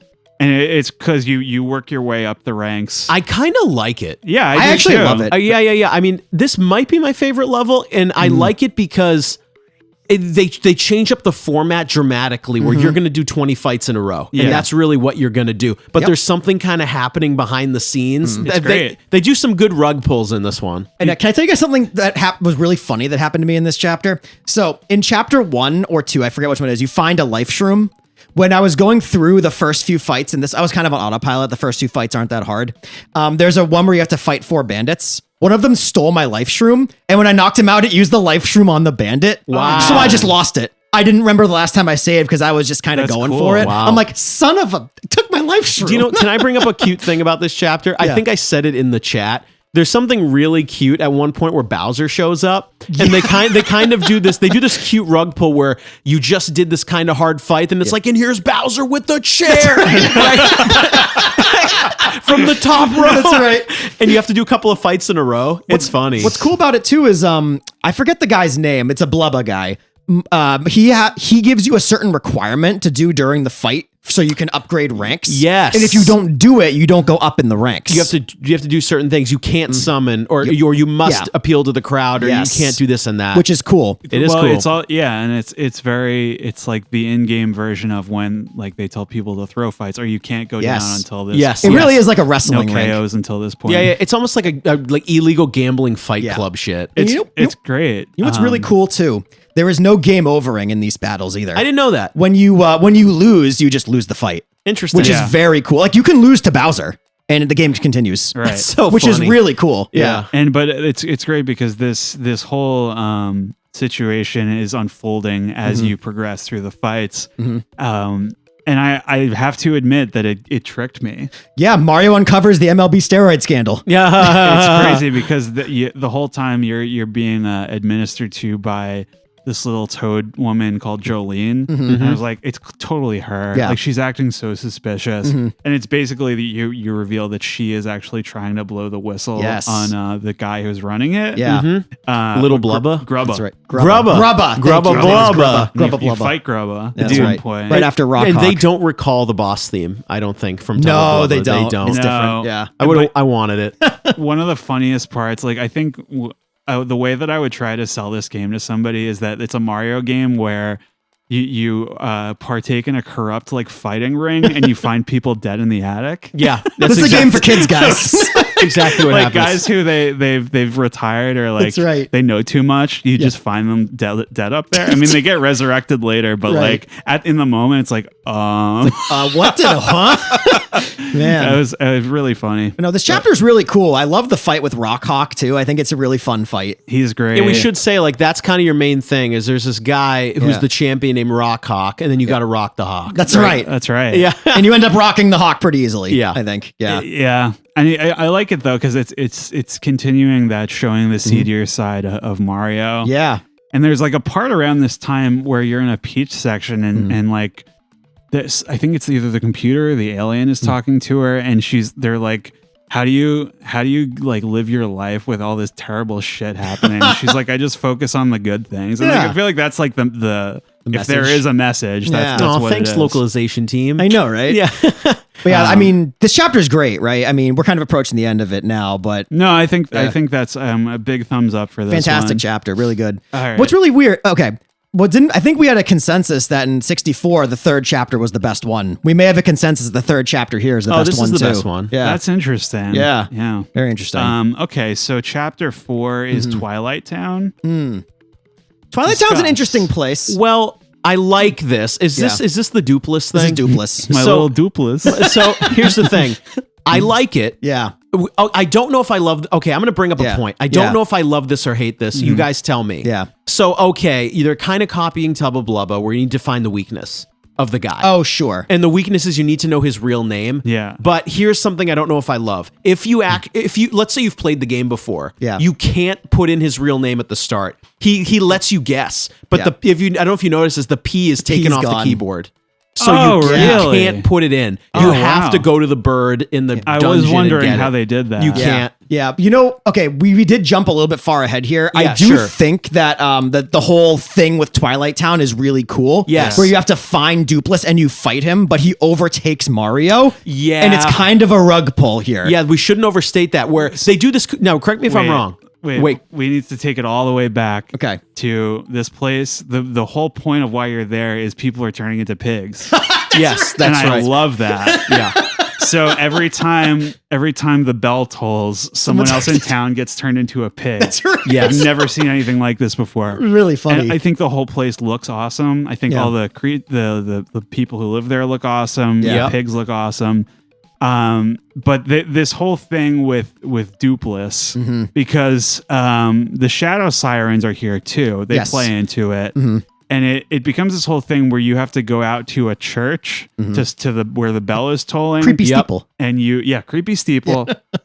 And you confront this ghost Who's essentially watching TV, right? Yeah. He's hanging out. Yeah, he's Yeah. bachelor But pad up in he's Creepy been Steeple. ringing the bell and turning people into pigs. So you stop him. But what happens is I thought it was another of those situations where I thought it was a cutscene still. I'm like, what is going on? And then it's like you control Mario's shadow. Yes. Right? Yes, that's Well, right. now correct me if I'm wrong. I think they do a cool rug pull here where you get tricked into thinking the chapter ends. Yes, but you it do. doesn't. It's not over. Right? This is cool. I'm like, oh, is that a nice short one? Oh, let's wrap that up. Right. No, it's cool. I like that there's another layer to it. I think in general, I mean, and this is something that happens a bit in the later half of the game, is that there's a lot of backtracking. Yep. And I think this would be, I wouldn't have nearly as much of a problem with this if there weren't so many of those bullshit little encounters. on Yeah, the way. I was going to bring it up. I think in this chapter, if you don't figure it out, if you don't know you have to go to the parrot and the creepy steeple, you're going to spend a lot of time going back and forth between Twilight Town and the steeple and getting into a lot of random bullshit encounters, and it's going to waste a lot of time. Yeah, But you're even right. if you do know what you're doing, you do have to go all the There way is- to the steeple yes. again, and then come all the way back again. I do think Yes. it's cool though. I don't know if you want to get to it right now, where you have to fight your party members. Yeah. Yes. And some of them do a lot of damage to you. I was Yeah. like, whoa, wait a minute. And Vivian ends up joining you as a Yeah. party member in that. Just Yeah. like, actually, in the beginning of it, once you guess Dupless's name, you have to fight him one-on-one with, 1v2. And then Vivian joins you. Yep. Because she learns you're Mario and she doesn't want to help you. But then she's like, you know what? F my sisters. You were nicer to me than they were, so Yeah. let's Yep. fucking go. Really It's a cool. good chapter. I think story-wise, it's really good. But unfortunately, some of the backtracking makes it a little I tedious. do like the rug pull though. It's a Yeah. cool rug pull. Yep. Yeah. It's interesting. All right. Chapter 5 is the C one, the Key Hall ocean Key. one. Yeah. So let's talk it over here. So the first part of this chapter is you have to find Admiral Bobbery. Yes. To get to he's the only one who can pilot the ship. You meet one of my favorite characters in the game, which is Admiral Flavio. I forgot about that. Yes. And he he's looks great. like a fucking like Cuphead character who got lost. He's great. And you meet him in the bar. He's singing sea shanties. Yes. And he's like, yeah, well, fuck it. We'll go to Keel Hall Key. But why not? they need the navigator has been kidnapped, I think, by the X-Nauts. There's one who's like disguised on your ship. Mm-hmm. And you have to find this fellow Admiral Bobbery. That's right. And you have to remind him of his purpose. His life's purpose. Make Scarlet proud, man. Exactly. His old flame. That's right. So to speak. That's right. I like it. Yeah. And this is another one where the story I felt was stronger than the execution. Did you feel that way? I'm trying to like. To me, it's a little bit of a copy pasta of the Dungeon Yoshi Island. of the last. Except you're not doing the annoying Yoshi's Island shit. It's the same exact place in the story too. Which is interesting. Yeah. I think I have the exact same critique with this chapter 5 as I do with 64's chapter 5. The island portion is a lot of backtracking and it's not that fun, but I think the dungeon here is awesome. There's also some like there's a lot of backtracking in an area where you have to pull off like skill jumps with Yoshi. And it's like getting annoying. Come on. Yeah. It's annoying. That got a little tedious, so I'm not a big fan of that, but I do think the dungeon is really good. Yeah. No, and I like the Cortez. Cortez is great. Pirate giant bone guy. That's right. Cool boss, cool design, becomes your friend afterward. Yeah. No, it's really just like certain gameplay elements were just a little tedious. You know what's interesting? We didn't bring it up in gameplay because it's not that consequential, but it really only comes up in this particular dungeon, I feel. In 64, you couldn't fall off the map. In this game, you can, and you take damage. Yeah, it's annoying. In this, with the chomps in the water. In this game, in this dungeon in particular, if you jump and fall off, you will take 1 damage. Yep. So you're either running back to use a heal or using like your inventory items more often. Yep. I don't mind that there's a little bit of penalty for messing up, but if there's a jump you just can't quite get, you're gonna blow through a lot of healing items. Yeah, it's annoying. Yeah, I thought it was weird that the way they portray it is like if you fall into water that there will be chomps in there that like go after you. Yeah. And they're even in like fountains. And it's like, couldn't you just make the water shallow? Yeah. You know? I thought that was interesting. Yeah. But, not my favorite part. I still like this dungeon a lot though. No, totally. Yeah. I mean, I loved all the little moments. Like I thought for sure that Admiral Bobbery was gonna die when he's like fending off those guys. I'm like, oh man, poor guy's cooked. he's cooked. And sure enough, you just have to like bop him up with a hammer, and he wakes right up. That's right. I don't know. Yeah, it's okay. But moving on to chapter 6, the Excess Express. Yes. Thumbs up or thumbs down here? So another one of these games where like the train level's cool, right? I was gonna say big thumbs up for me this chapter. Big thumbs up for trains. Yeah, right. Great level. They're really cool. Wait, actually, let me say this: the train is cool. Where I won't get too far ahead of myself. Where you actually end up is really lame, right? Yeah, the end of the chapter is not as cool as the beginning. No, yeah. Because I think this chapter they kind of do the penguin murder mystery again. Yes. But it's a lot more expanded and it's very cool. Yeah. I'm a big fan of it actually. Yep. I like I think I like the idea of it more than the execution. Sure. Where I like that they're doing like a Murder on the Orient Express riff. That's exactly what they're doing. It's pretty funny, but it turns into Resident Evil 0. Yeah, we'll get to that too. That too, but I think there was it wasn't as fun as it could have been to walk all the way to one end of the train and talk to everybody and walk all the way back. At least there's no random encounters. There's no random encounters. Actually, my problem with the latter half of this game is the puzzle solving ends, and it ends up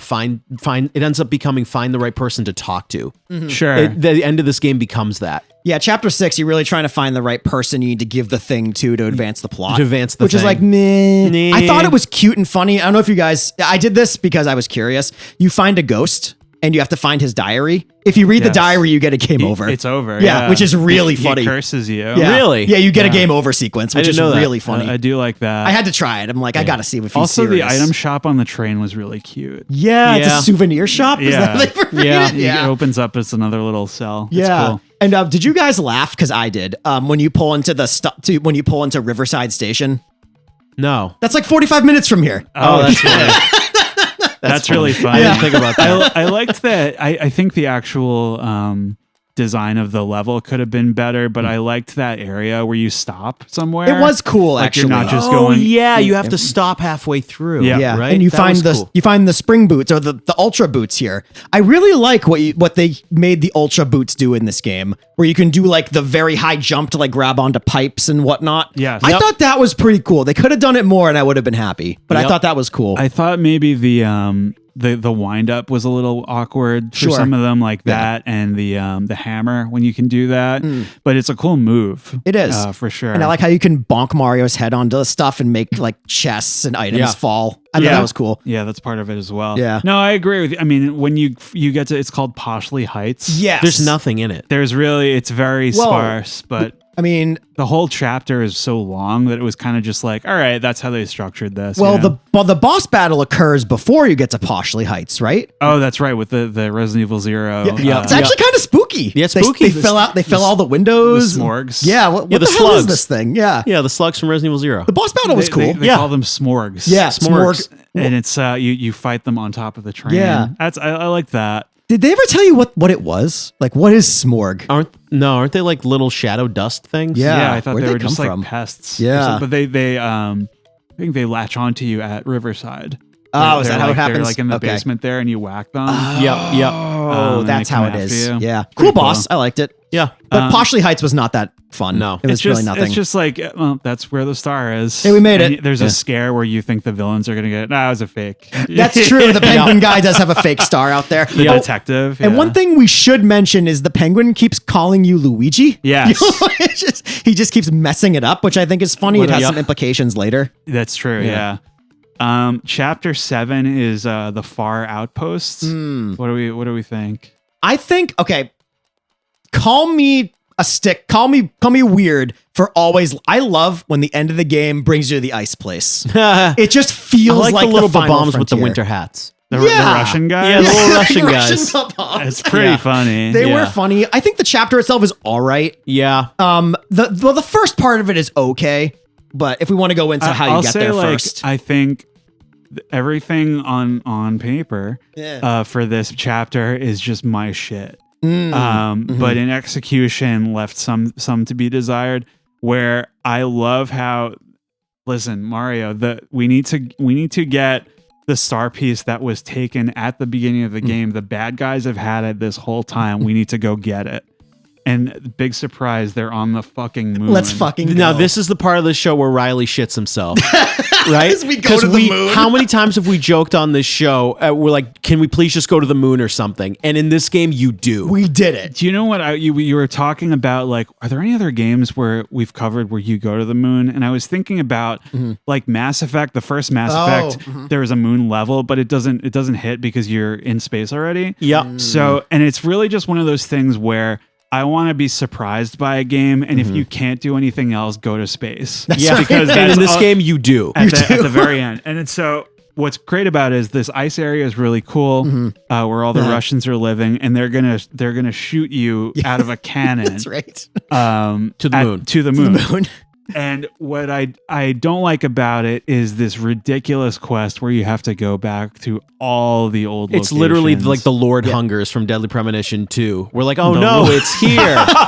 Oh no, it's Hungers. At least if you unlocked all the secret pipes in the sewers, you can do it pretty quickly. But it is annoying. I'm surprised that they Yeah. did it for like every area. Oh Yeah. no, he's here. Yeah. No, he's actually Well, here. what sucks is that it takes you on the wild goose chase all the way around, and the last guy says, "Oh, I actually have no idea where he went," and then he turns out to be in the town. He's just there. Yeah, I think they should have cut this off after one or two. I think right? it was really like kind of a Wind Waker situation where they ran out of time, and it's like, let's stretch this out. Yeah. But I like the idea of that. Yeah. And when you finally go to the moon, I was a little disappointed. You're not on the moon for very long. You Like were the actual disappointed? moon. What the fuck were you looking for? The moon. You go to the moon. No, but here's like Wait a minute. Hold on. You stop for a second, buddy. Listen here, pal. Well, there is one cute thing where your jumping physics change because This you're on is the true. moon. Yeah. That is cute. But my problem is that I wish there was more of that because like you're out on the surface of the moon there's nothing out there. For There's only 3 or those 4 fucking panels. spiky enemies. Yeah. And then you go to their base, which is on the moon. Yeah. I wanted like something really cool, which also happened in the Mario series.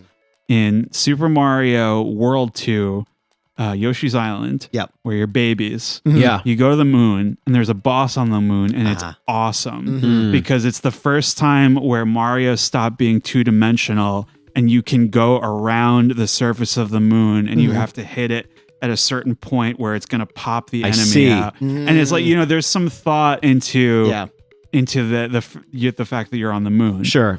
So I was hoping for a little bit more, but you know what? They gave it to me. Yeah. I think it's cool that you go to the X-Naut base and you see all the old rooms, but like I said, it would have been cooler if Peach left you stuff behind. The X-Naut base is really cool, I feel, because you find the transporter that takes you back to Rogueport. Yes. And you it's see, like, oh, they've been using this. That's how they got here in the first place, which Yep. I think is a really cool way to tie it back to I how think they so got too. there. Very cool. I'm not saying it's my favorite dungeon, but like aesthetically and story-wise, it was very cool. It's some of the only puzzle solving in the game where you have to find the right key card to go to the right place and do the right thing. There's actually a pretty intricate puzzle toward the end before the boss where you have to like use the pipes in the background and fly around. Yep. It actually took me a little bit of time to figure it out. too. Pretty cool. It's cool that like as to my knowledge that was the first time, and this is sort of a gateway thing too, where you see a lot of Super Mario Sunshine imagery, but then a couple years later is Galaxy. So Yes. it's the first time they're kind of exploring this aesthetic. That's right. It's kind of interesting. Yeah, I think because the story kind of peaked here. That's where it came together for me. Yeah. But in terms of being out on the surface of the moon, that was my only real disappointment there. right. Now, wait, and let's bring up one story thing. Is it right around this time that like the evil alien guys like pull the plug on the computer? Yes, Tech is dying. Yeah. He is dying. That's true. So Tech is dying around this part. I believe you get a couple final words from him as Mario after you beat the boss or something. Yep. What do you guys think of this boss? Magnus von Crapple 2.0. I like it. That was fine. Did you guys actually, because if you hang around too much, he can really mess you up. Did you guys get hit by that attack? No. When he's at low HP, he sucks up the audience. We didn't mention that. Some bosses make use of the audience. The dragon did that too. Which is pretty cool. But this boss, he sucks up the audience and shoots them at you. It does like 30 damage. Wow. It does like 4. I'm like, oh my God, I'm just getting pelted by toads. You really gotta have some good heals. Or have a healing life items and shroom or stuff, something. yeah. It actually knocked me down to a life shroom there. I was very surprised. But Interesting. cool boss. I liked it. Yeah. No, it ended strong. Yeah. So, chapter 8. The finale. The finale. You're going back to the door from 1,000 years ago. And you finally open it, and I think it looks awesome. This is a really cool final area, and this is one thing that we mentioned in the 64 game that we would have liked to see more. They remixed some Mario music to be this area's soundtrack. Yes. Which is really cool. I believe it's the generic Mario sewer music. Is remixed here. It's a really cool final area. I like the puzzles and I like the look of it a lot.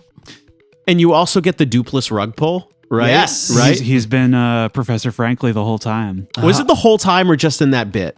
I thought it was the whole time. Like it was like a Harry Potter thing where they got him. The real guy is like tied up somewhere. They got him for. I think it's just this chapter. I thought it was just this chapter, but Riley, really? now that you say that, I'm like, I thought how long was I he? thought it was like he was using you to figure out where everything was. now that you say that, I wonder if you're right. Well, I don't I know. feel like, then again, but they do this cute thing where when Dupless is there because he speaks mean to you. That's true. But I think it's only this chapter. True. But the rug pull's there either way. Either way, it's cool. I Yep. think it's a good little touch because you Either do see way. the Shadow Sirens again with Dupless and Yeah. you kind of hear their plan and whatnot. I like how when you finally open the door, it's not what I expected at all. No. Where it's all like this very like lavish like carpeting and stuff, and Yeah. everything's like magenta. It's like a really cool looking area. And you fight Hooktail's brother here. Yes. Which is Gl- interesting. Gloomtail. Gloomtail. Yep. Cool boss. I liked him a lot. That was one advantage of I actually had Coops out there. He's like, wait, didn't we kill this already? I know, because it spat out my dad. Yeah. That's funny. But it's a little bit of, I think there's some areas here is kind of the, I don't think it's bad. It's kind of a Ganon's Tower I was about to say it's a Ganon's Castle thing. Or it's retreading some old stuff. testing your skills. Here and there, yeah. I think it's like a good idea, but it's like anything else. I think it went on a little too long. Yeah, it's long. I like how it makes you use every single party member to Yeah. finish the dungeon. Even Goombella. I don't know if you guys tried this. If you use Goombella in one of the rooms, she will analyze the writing Yes. on the wall and Yes. give you more hints. That's pretty So cool. they even use Goombella's I used her skill the here. most here. I used her a lot here too to figure it out. Yep. I liked it. I thought it was a pretty. This is just me and my nostalgic self. I like when games use the final dungeon as you got to use everything you've learned to get through it. Yep. I do like that. It makes perfect sense. Yeah. What do you guys think of the last couple bosses? So you fight the Shadow Sirens in Dupless, and then you fight Grotus, right? Yeah. Yes. So the Grotus fight is interesting because you can actually attack his staff Yes. and paralyze him for a turn or something. Pretty cool mechanic here. Did anybody else want to say anything about Grotus? I think it's fine. And then it looks like you're totally boned, but Bowser just breaks through the ceiling. Browser with the chair. That's right. Yeah. The final bout, it's cool because I don't believe you get a heal before this fight. I think you're right. Yeah, so you kind of have to go for it. And there's against no like Bowser. item store or anything like No, that. you have to go for it, which Yep. I think is cool. It's a good way of getting Bowser involved Yeah. in the final part of the game. He's been behind the whole time and he finally made it, only for Mario to just kick him back out again. Yep. That's it. Yeah. Which is really And the which Evil is really Peach thing's cool. cool. Okay, are we going to get Chandra? Machandra? Yeah. Are we going to get to that part now? Yeah, let's Okay. talk about All right, it. let's talk about it. Okay. So if I get this right, Peach has been brought down here by Grotus, right? He brought her down, and he, even in his injured state, is trying to have the Shadow Queen obey his commands. Yeah. Yes. So he's But- trying to use Peach as like a vessel, right? But For her. what happened was the Shadow Queen says, "You didn't awaken me," and she kind of blasts Grotus into oblivion. Yep. It was actually Beldum of the Shadow Sirens who awakened the Queen. Right. Yep. She sent you on this quest. She sent the map to get Mario to come to Rogueport open it up. to do this. Interesting. More Ganondorf stuff. Yeah, right? manipulation. So Beldum was kind of the person Pulling strings. pulling the strings from behind the scenes here, Right. which is really cool. So They eventually, have kind of like the three. They have kind of like a Macbeth sort of thing. They do. The three Yeah. witches. yeah, you know? yeah. I didn't think about that. But like they're always up to something. That's but no, right. I just thought the design of the queen was awesome. Yeah, like when she takes over The Peach. Queen. The queen. So this final fight is really cool. This is not that easy either. No, it's a It's great. fucking tough. So you do the first phase is against kind of when she looks more like Peach. Yeah. And then once you do enough damage, she goes, "Yeah, all right, I've seen enough." And she kind of goes into her second form. You have Limbo Spider Peach. That's right, where she becomes invincible. She takes away the entire audience. Yep. And you know what I really love? Yeah, sure, it's corny. You get like all your buddies, they start saying nice things about you to power you up. And then when you get into the fight against the Shadow Queen for real and you can do damage, it's scripted. I don't know if you guys know this, but it's scripted. You hit a bingo on purpose. Oh, okay. So the audience comes rushing back. You Okay. get the full heal and you get to go to town. It's on purpose. I think it's pretty cool. Yeah, I think it's cool. I actually really love the music too. Yeah, it's for good. this game. I think it's a great final boss. This game really does. Hey, this is the end, right? Yeah. They do a good job. Yeah, they Except do really instead good. of climbing up, you're climbing down. That's right. Yeah. That's right. pretty interesting. That's right. Do you have any thoughts on the end game? It's pretty standard, right? Like after you beat the final boss. Yeah. So what I think is really cool, this game does what RPGs normally don't. When you beat an RPG and you beat the final boss and you save or whatever, you start, like if you go to reload your save file, you start before the final boss. That's just where it puts you. In this game, you go back to Rogueport and everybody remarks, "Oh, hey Mario, welcome back. Thanks for saving our lives." Yeah, and Which if I you think want, is really if you want to cool. keep playing, you can. Which I think is cool. It actually says, "Oh yeah, you did it. You did the thing. Thanks." Instead of you going back to that world state where the Yep. Shadow Queen is not defeated. Yep, there is a world Yeah. state where she's defeated. Yes, That's which I think cool. is cool. That's cool. There's actually a game over state with the Shadow Queen. Do you guys know that? No. If she asks you to be her slave, Oh, can you say yes? you say yes and it's a game over. Nice. Which That's is really so funny. funny. Yeah, Yes, queen. that's right. Yes. Are Queen. we moving on to final thoughts? Or? Yeah, let's I'll kick things off here. We went over this a little bit, but in the beginning, but considering everything that we've said here, what would you say remains unique about this game compared to the others we've discussed? You mean the other Paper Marios? And Mario RPG? Yeah, Super Okay. Mario RPG and Paper Mario 64. Yeah. Okay. What's unique about this game? Well, I would say they still did a good job with unique locations. turning people into pigs and whatever, and the Oblivion Arena and all this kind of stuff they threw in is cute. I like the expansion of the party member health. It is interesting. Yeah. I'm trying to think what makes this game unique compared to the other two. For me, I think the key is iteration. Yeah. They did there's a lot of copying in this game, but they did it better for the most part. And I think what really sets this game apart is the gameplay. The combat is way improved. The badge system is way improved. The party member, Greg, as you said, the party member system is also way improved. Yep. And I think that's really what sets it apart. Obviously, the game looks great too, but I think what really sets it apart is really every facet of the combat and the gameplay is improved over the 64 game. I think game. it's also worth kind of dissecting because this is a very popular entry in the Paper Mario It is the most popular one. And I will say too, I think they really did a good job with telling a quote unquote darker story, but still for kids. Yeah. For me, I think the writing is very strong. It remains witty even when it gets to dark. I mean, Mario joins a crime syndicate and it still feels funny. Yeah. Yep. It's just, there's a little bit more. It's Paper Mario 64, but there's more. It's iterating and it's making it better. Paper Mario. Paper Mario. I love it. I love it. I think it's kind of one of those. It's a sequel in every way, where it's darker. It's showing you a different side of things.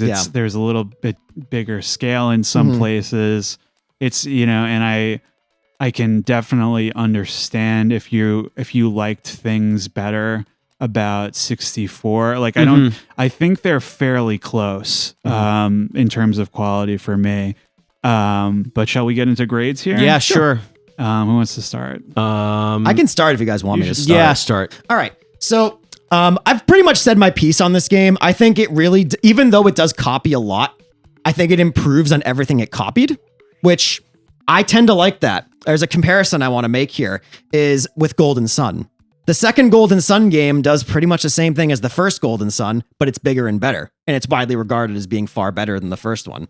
That's how I feel about this. This might be a weird thing to say, but if Paper Mario 64 did not exist, this game I think would be considered like a masterpiece because it did not copy anything, if that makes sense to you guys. Sure. So my final grade here, Greg, I'm copying you. It's going to be high, but how high? I'm going high, but how high? That's right. That's right. All right, so I gave Mario RPG a B and Paper Mario 64 a B+. This game, I'm going A-. He's going A-. This is an A- game for me. The art is great. The combat's great. Gameplay is great. The story is very good. I think this is a top 5 game on the GameCube. It probably is. And that's certainly up there. And I'm going A- for it. Yeah, that's great. Yeah. Greg, you want to go next? Yeah. You know what's funny? It's almost like I'd take Nick's statement and turn it back on him. Where I think it's bigger and at times worse. Like if you ask me, like, what do I not like about it? Yeah. We already talked about the world design is disconnected, so I feel very out of the experience. Yeah. Much like Wind Waker. I don't like.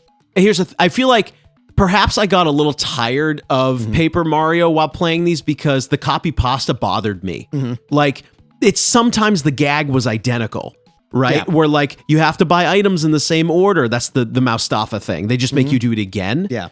I made this joke a couple of times. This game does a thing that I dislike a lot, which is Mario, this part is annoying, right? Yeah. Isn't this really annoying? Yeah, it is. And I don't want to play it. Like the fucking Mario Sunshine guys who they make you scroll through I love yous 100 times. Yeah. You have to jump on the guy on the bed over and over. Yeah. If you're trying to find the bomb at the end of the game, but no, he's not here. He's actually here. Yeah. It's really fucking annoying. And so I don't like the side quest board either. I feel like it kind of like chunks the game or what's the word? Kind of pads the game. Not my favorite. I feel like it's for kids who are like stuck and need some money. Yeah, it's not my favorite. No. Like I feel like in the last couple of chapters the puzzle solving ends and it becomes talk to person to get thing, and it's also not my favorite. This is tricky, but I do feel like the combat and the math is better in this game than Paper Mario. But what's tricky for me is I don't like the world that much, and it's tough for me to get into it. That's hard. Like I don't know what. So I went. Let me think about this. I went B on Mario RPG. Yeah. I went A- on Paper Mario 64. I do think, how do I put this? I do think this is a really good game. I just did not like playing it that much this time. Or as much as I thought I would. Yeah. That's tricky. I think I'm gonna try to be objective here and say B+. Okay. But like in my heart, I want to go lower, but I just feel like it's a better game than that. So I am gonna go B+. Okay. Nice. Riley, what do we think? That's big of you. That's Thank big you. of you. Thanks, Dad.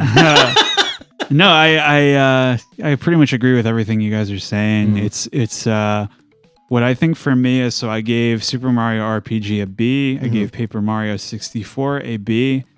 This game, I feel like I agree with pretty much all of your criticisms, where I think it's to the game's disservice that the world isn't connected. Like the first one was a little bit more. I think I like the world more than you, and that's gonna put the thumb on the scale a little bit more. I think there's just certain elements of this game that are a little too tedious, that hold it back a little bit for me. Like we talked about, there's a lot of sequences that go on to even just normal conversations, like beyond what you were talking about. I feel like, okay, we could have communicated this more economically. You know what I mean?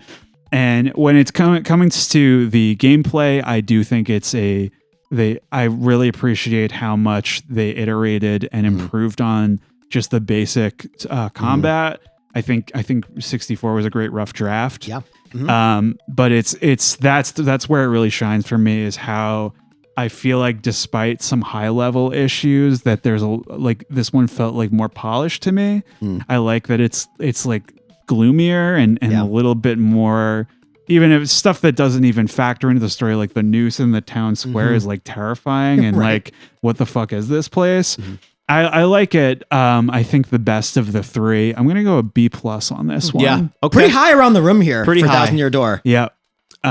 Okay, so this is, I believe, a moment that has been looked forward to for several years. Where is regularly given as one of the reasons why Greg started this podcast. Sure. We are going to talk about what happens next with the Paper Mario series. So, from my understanding, this is Super Paper Mario, Paper Mario Sticker Star, Paper Mario Color Splash, and Paper Mario the Origami King. Wait, can you actually go through those again one more time? Super Paper Mario. Dog shit. It's a Wii game. Keep going. Wait, should we address them one by one about like what's really? I'm going to give you one word. Keep going. Paper Mario Sticker Star. Dog shit. Paper Mario Color Splash. Dog shit. That one's especially awful. Paper Mario the Origami King. I've heard it's aight. Yeah, except it's just not as good as 1,000 Year Door. But No, I have heard okay, it's so What is that? now I'll take this question seriously. Was your question like, what the fuck happened to Paper Mario? What would you actually like to ask me? That's really like you. I mean, for the longest time, you're like, oh yeah, the Mario RPGs are great, but don't play anything past 1,000 Year Door. Yeah. And so I want to try and figure out like, why did they lose their step, and what happened, and why they made we can answer that exactly about why that So happened. here's what I think happened. Yeah. I think they turned their RPG franchise into Mario and Luigi Superstar Saga on the handheld. For some reason, they abandoned RPGs on the home console. I don't know. Personally, like Super Paper Mario on the Wii, it's a platformer, and I think it's pointless. I need to make a statement. I've been waiting to do this for probably 11 years. Whoa. Paper Mario Sticker Star. I need to talk about this. Please. Okay, please. To perform abilities in Sticker Star, you need stickers, okay? You buy stickers with coins. At the end of combat, you don't level up. You don't level up abilities. All you get are coins and stickers, which means all you do is buy more stickers. But why would you even participate in combat? Because you have to use stickers to win. So what the fuck is the point of this game? There isn't one. There is none. No, I mean, I think these games are all derided for the most Oh, part. they're fucking terrible. Yeah. Can you avoid combat? Sure. Yeah. But here's the thing, though. You need stickers to fight, and you don't get anything from fighting. So why fight at all? It fucking blows. And when I played this, I said, I need to tell people how bad this is, because no one fucking believes me. No. I'm so angry. Wait, so what did this come out for? 3DS. 3DS. I fucking hated it. And so what is the genre of this game? It's technically a quote-unquote turn-based like RPG kind of thing. But Does there's it no play- leveling up. Does it play similarly to what we talked about? Kind of, yeah. It fucking blows. Nick, do you have a statement? Yeah, I mean, so Paper Mario 1,000 Year Door came out in 2004, right? Every single Paper Mario that came out afterward is awful and it's not really worth playing. Much like me, this series peaked in 2004. Nice. And that's all I have to say about it. Yeah, You haven't begun to peak. dude, this is really like if I were to get hit by a bus like tomorrow and like goddamn GameCube ends, I need you guys to know that like Sticker Star was It's like the end of Rogue One. We got to upload the episode. I need you. It's his dying I'm serious. Yeah, keep going. I have wanted to say that for like 11 years. Yeah. Where Sticker Star is offensively bad and pointless, and I can't believe they did that to this fucking franchise. It's so sad, right? Like, I think Mario and Luigi Superstar Saga are okay. They're all right. But I was they're going to not- ask you, like, are they They are RPGs. a reasonable substitute for the Paper Mario? The first one is. The first one is good. I really like Partners in Time as well. Yep. What's the one? What is it? Paper Jam? Does Paper- that have anything to do with Paper Mario? Paper Mario is a party member in Paper Yeah. Jam. Oh, that's but interesting. I never finished that game. It wasn't It's okay. that good. Yeah. No. They got progressively worse, I feel. So it's just kind of like a booby prize. Like we Yeah. know people like RPGs on the advance, so we gotta keep it going. Honestly, the 1,000-Year Door is better than all of them. Wow. All of the Oh, Superstar yeah. Saga games. Absolutely. Even, well, I'll say Paper Mario 64 and 1,000-Year Door are both better than all of the Superstar Anything Saga that games. came after them. Yeah. Interesting. Yeah. Okay, so we They're should fucking terrible. we Keep should going. move on to Color Splash. I from what I understand, like you have an HP meter, but it's the same dog shit we're mad at. You don't level up anymore, no abilities anymore, there's no party members anymore. It's more of a platformer. I don't think this game has any fans. No, it's also on the Wii Did you U. play this one? I I did played not this play game this for one. about 4 minutes. Yeah. Yeah. Okay, and the Origami King. The Origami King. I actually hear it's okay. I hear it's the alright. Origami I Killer. almost bought it. Because But it's very cute. There's a lot. I think the people say the writing is very witty, and it kind of goes back to 1,000-Year Door and Mario 64 wittiness. the leveling up isn't there. That's right. There's no I heard- RPG-ness. Yeah, I heard from some reviews that it was like closer to that. Yeah. Like in terms of design philosophy anyway, but it just wasn't quite there. They just Not don't go quite. for it. No. Yeah, that's a shame. It is. So this is kind of reaching the conclusion here where we've talked about this series. Did you get everything off your chest that you wanted about these sequels? I think Which so. one is the one that your friend wrote a letter about to Nintendo? Yeah, my friend Tyler, I should talk about that right now. Yeah. So stick with Sticker Star. Yeah. So my friend Tyler wrote a letter to Nintendo about how disappointed he was in Sticker Star, and they actually responded. That's so funny. They actually Wow. responded and said they're sorry that he didn't like the game, and they sent him a Pokemon card. Aw, that's something. Wow. It's more than I expected. Yeah, it's more than I expected. What I want to know here is now, Paper Mario 1,000-Year Door is getting a remake in 2024 this year. Mario and Luigi Superstar Saga. I can barely Mario get it Super out. what? It's too much Mario. This episode's too fucking long. That series is dead. Okay. Mario and Luigi series Wait, is it is? done. done. It's over. There's no they- more games coming out for it. Yeah, wow. It's done.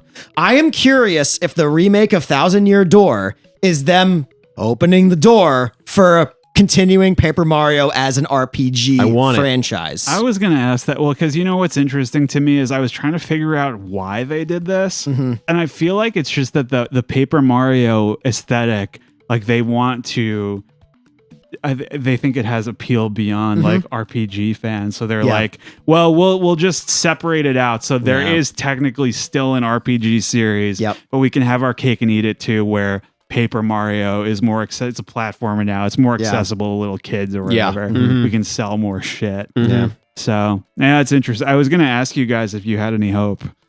I have a little yeah. bit with the remake. Well, Yeah. I have two hope injections. They remade Super Mario RPG. Yes. Never thought they would do that. They're according to them, they're remaking 1,000-Year Door. Yep. Why? Like two quirky RPGs, although 1,000-Year Door is very popular. Right. I don't know. We might see it. I would say I have more. Wow. Do I have more hope for these or the inevitable Silent Hill games that are coming? I don't know. All right. So and here's another question: is do you think they'll give it back to Intelligent Systems? I would love that. I hope they do. They did very well. Even they took the RPG away from Intelligent Systems, but Origami King is still apparently all right. Okay. I trust them to make more Paper Mario RPGs. They'll probably be better than the recent Fire Emblem games. Probably. I hope they get it back. That's all I got. Yeah. feels like a slam dunk, but we'll see what happens. You guys have anything else? Are we cooked? I'm cooked. I'm cooked. All right. Let's, I guess, close the book on this one, right? That's right. All right, so that was it for Paper Mario 1,000-Year Door, and we'll see you next time on Goddamn GameCube. Thanks.